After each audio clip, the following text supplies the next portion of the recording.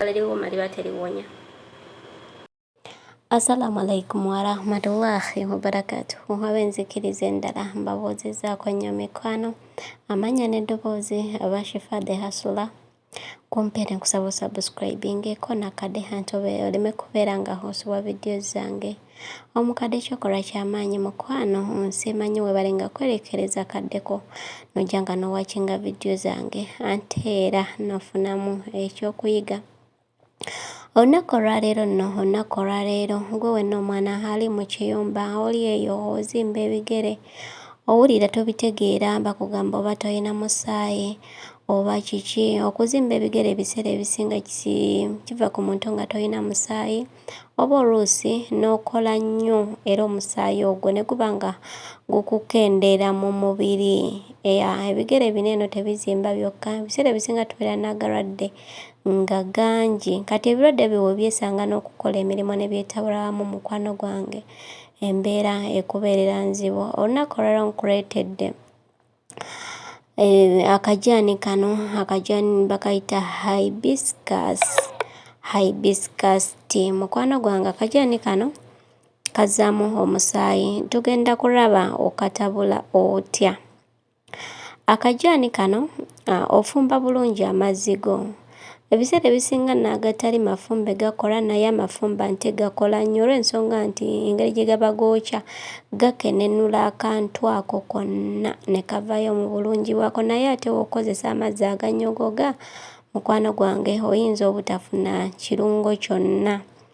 Tufumba amazzi gaffe ne geesera bulungi, n'oggyayo akajaani kaffe ako okalaba tegese bulungi ekikopo kyawo, then n'osumulula akajaani ako kabeera mu kasaketi.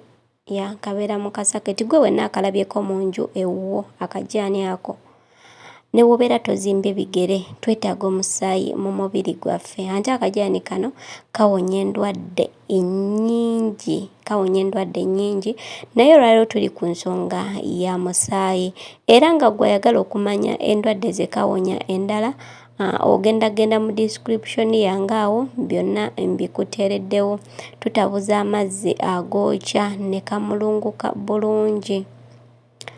W'omala okukatabula mukwano gwange ogenda funa w'oteeka akajaani kaffe ako k'otabudde mu kikopo, then amazzi ago gamale okuwolaawolamu gaggyemu olusu. Togalinda kuwolera ddala, gaggyemu olusu nga gakyalimu ekibuguumirize kuba jjukira nti nandikugambye nnyo agookya naye w'onaanywa agookya ate oluusi gaba gajja kukola bubi.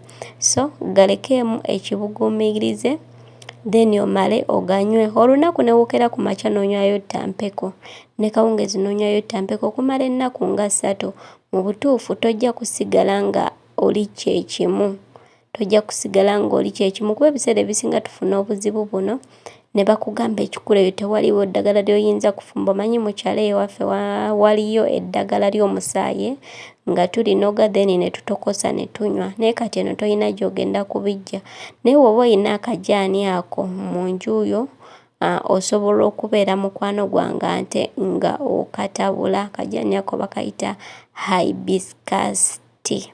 W'okalaba mu nnyumba ewuwo, at least mukama wo abanga akakugaana gira nga taliiwo okatabule obeeko emikolo gye weekolako mukwano gwange oleme kubeera nga ate toggwamu musaayi mu mbeera eyo. Ebigere ebizimbye bijja kutowoloka, omubiri gujja kweyagala. Kajaani kano nkugambye kawonya endwadde ennyingi. Oyinza okugamba nti ate nze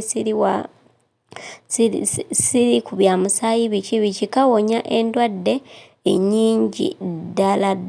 Akajaani ako aka hibiscus tea okalaba oyinza okulowooza nti oba kano kajuyisi. Nedda mukwano, si kajuyisi. Kajaani kaffe hibiscus tea. Kajaani kagogola endwadde mubiri nga w'ogenda okubiraba mu description yange awo. Gwe wenna akeetaaze mbeera ng'okyekinga mu nju oyo. Bano abantu babeera n'ebintu bingi naye munnange nga tetumanyi nti oluusi ddagala. Naye kati mukwano gwange nvuddeyo ne nkakulagirira obeere ng'ate okakozesa. Obadde nno mulabe mulungi, nkwebaza okubeera nga onsupportinga bwe nteekayo video nojja n'olaba no commentinga no sharinga no likinga mu mbeera yonna tusobola okuba nga ate tutambuza obulamu. Naddala ffe abaana abali mu biyumba nja kujja nkusharingirako ku ddagala ery'enjawulo. N'obwo obunzaali bw'olaba mu nju yo mukwano gwange eddagala gwe just kalira bukkalizi nga wolaba notification yange kuba kyemmanyi otanize ono akadde ojja buuza nti n'olaba kyenkuleetedde mukwano gwange. Twejjanjabe nga tetumize empeke z'abaana abantu wabula nga tukozesezza eddagala erya herbal eritaliiko overdose, litalina buzibu bwonna, naye empeke mukwano gwange tozeemanyiiza era tozimanyiiza mubiri gwo. Kwagala nnyo nkwagaliza ebisinga obulungi. Alaikum warahmatullahi wabarakatuhu. Tulabagana nti mu vidiyo yange naddako njagala kujja nga mbasharingirako ku bintu nebikwatagana ku WhatsApp. Ohidinga otya mukama wo natalaba status zo, omuhidinga otya naba nga takulaba nti oli online, oba abo abantu bonna botayagala bakulabe nti oli online. Beera nga ebintu ebyo bisuubira okubeera waneno ku channel yaffe Kadama. Magezi muliro wegakugwako oganona wa munno. Kati leero nkusaba ojje ogasake ku channel ya Shifa the Hustler. Assalamu alaikum warahmatullahi wabarakatuhu. Bye bye.